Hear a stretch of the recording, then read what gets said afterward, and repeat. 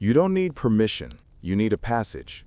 A real rite is not decoration. It is the door where an old role dies without drama, and a truer life begins without noise. Joseph Campbell would call this the arc of departure, initiation, return.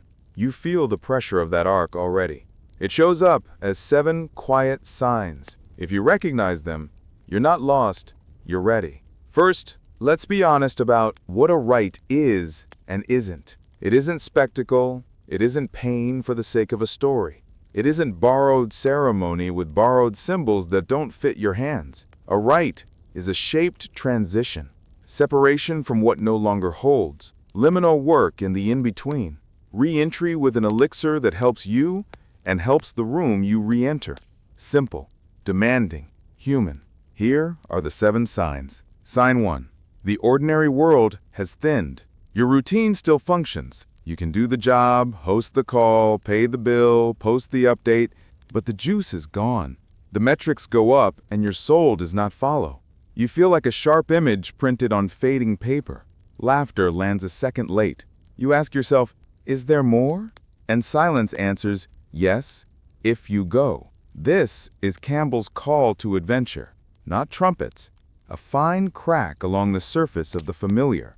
You notice how often you say should. You notice how rarely you feel right. The old choreography, optimize, announce, repeat, stops producing meaning. You aren't broken, you're being beckoned. Everyday picture. The promotion comes and you smile, but your chest doesn't. The party is full and you slip to the kitchen just to breathe. Your calendar is beautiful and your mornings are not. The ordinary world hasn't collapsed. It has become too small. Sign 2. You crave silence more than applause. Noise used to energize you. Now it scatters you. You start putting the phone face down without a lecture. You walk without headphones and discover your street has its own weather. You speak a little less and feel more truthful when you do. You notice how your body tightens when you are on and how it softens when you're allowed to be quiet. This is the tug of the threshold. The psyche reaches for enclosure the way eyes reach for shade. Practical cue. Set 1 non-negotiable pocket of quiet each day. 10 minutes. No output goal, no tracking. Silence is not a reward for finishing work. It is a condition for doing it well. When silence starts to feel like food instead of punishment, you are close to the door. Sign 3.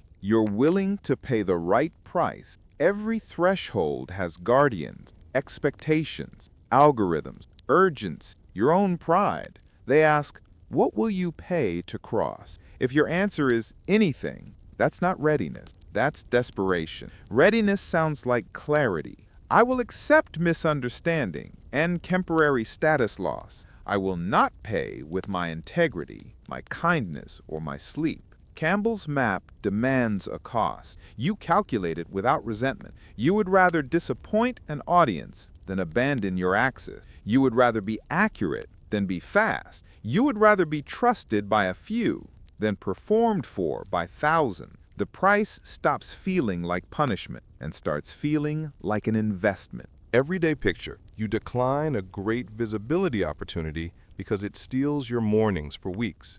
You accept a quieter role that lets you build something real. You mute public metrics and track the thing that matters, whether your work would still make sense if no one clapped. Sign 4. Small vows appear before big visions. When you are not ready, you hunt for a grand plan. When you are ready, you make one small vow and keep it. You write before you check. You breathe before you speak. You close the laptop at a time that protects your kindness tomorrow. Campbell would call these aids and talisman, humble tools that stabilize the crossing. Big visions without small vows are theater. Small vows repeated become character. Practical cue. Carry a card with 3 lines and say them out loud at the threshold of your day. What I serve, how I protect it, where I refuse. That card is a compass disguised as paper. If it survives the laundry twice, it belongs to you. Sign 5. A mentor has a voice and you can hear it. Sometimes the mentor is a person who has walked through their own passage and refuses to make yours about them. Sometimes it's a book that will not leave your table. Sometimes it's a sentence that keeps following you into rooms. Attention is love with a schedule. Readiness sounds like teachability. You stop asking for shortcuts and start asking for structure. You can hear correction without shame. You start preferring the slow question to the quick answer. You can tell the difference between a trickster who flatters and a guide who steadies. Everyday picture. In a meeting, you say, "I don't know yet," and you feel your spine lengthen. With a friend, you ask, "What do you actually mean?" and then wait for the second answer. You notice how your breath changes when you are near a person whose life is aligned. That change is data. Follow it. Sign 6.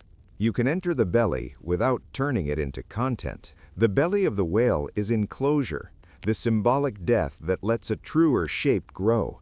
When you are ready, you don't rush to narrate it. You protect it. You stop turning every insight into a post. You stop trying to prove your humility by announcing your retreat. You practice boredom like a muscle. You let anxiety speak in full sentences instead of drowning it in scroll. You make a simple room sacred: light, breath, pages, a chair, and you stay long enough for the story under your story to speak. Practical cue: choose a 48 to 72-hour window in the next month. Remove 3 noise sources you actually use. Add 3 rituals you will actually keep. Walk at sunrise. Work in a single block without notifications. A slow meal with no screens.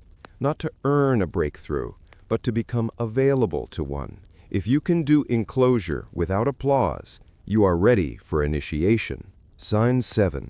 You long to return with something that helps.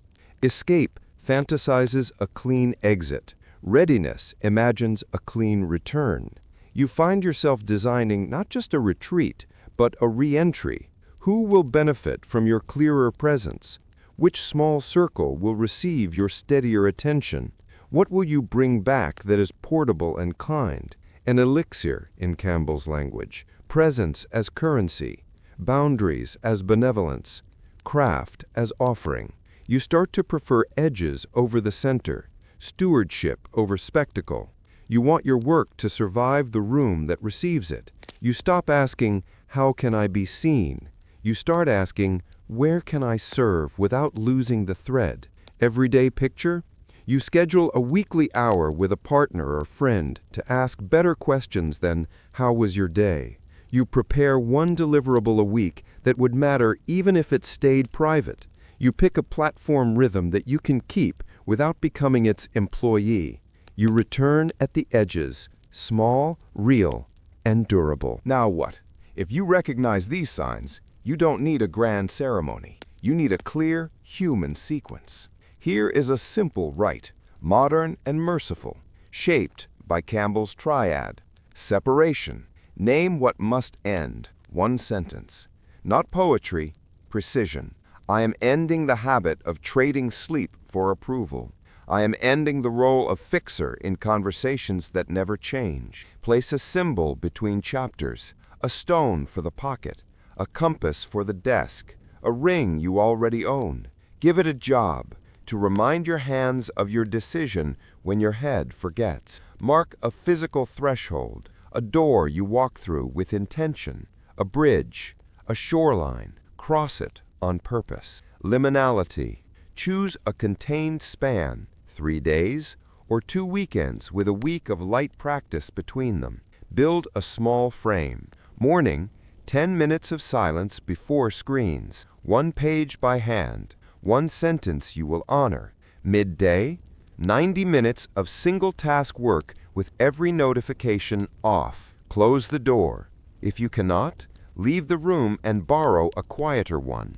Evening, 1 slow meal, 1 real conversation, 1 walk, even brief. Keep your small vows. Expect boredom. Expect the old story to tug. Let it. You are not trying to win a fight. You are letting another voice finish a sentence. Return. Before you re-enter the busier rooms, write your 3 lines again. What I serve, how I protect it, where I refuse. Share them with one witness who loves you enough to hold you to them without theater. Choose one place to contribute at the edges. Choose one day to rest your voice. Choose one metric you will mute because it makes you dishonest. Schedule a 30-day check-in with your witness. Put it in the calendar now. Common fears will visit you. What if I change and they don't? You will, and they may not. That is not a crisis. It is a filter. What if the world punishes my quiet? Some rooms will. Find different rooms or bring different terms. What if I fail? You won't finish. You will cycle. Campbell's map is not a line. It is a spiral. You will depart more than once. You will be initiated more than once. You will return more than once. Each spiral can be cleaner than the last. A real rite does not make you someone else. It lets you be the person you have been carrying under the performance. You'll notice small proofs. You won't apologize for being precise. You won't confuse speed with care. You'll be less dazzled by the center and more faithful at the edges. You'll become expensive in the right way, harder to buy with attention, easier to move by meaning. If you need a starting gun, here it is. Tonight, choose the sentence that ends a chapter. Place the symbol where your hand will find it before your eyes wake. Tomorrow morning, keep one small vow before you touch a screen. At lunch, do one block of work in a room where your nervous system can breathe. Tonight, speak 10 honest words to someone who matters. I am crossing a threshold. I'll be different and present. Then sleep with the phone in another room. That is a rite. Plain, weighty, yours. The world does not need a louder version of your old self. It needs the steadier person who can cross a door and return with something that lasts. If you have felt the thinning of the ordinary, the hunger for quiet, the willingness to pay rightly, the rise of small vows, the voice of a mentor, the courage for enclosure, and the desire to bring back an elixir, then hear this clearly. You are not stalling. You are ready. Take the step. Guard your attention like weather over a field you plan to harvest. Keep your compass where your hands can feel it. Cross, not to vanish, but to return. And when you do return, bring us what you found in the dark. Presence, boundaries, craft, and the calm of someone who knows how to move between worlds without losing their name.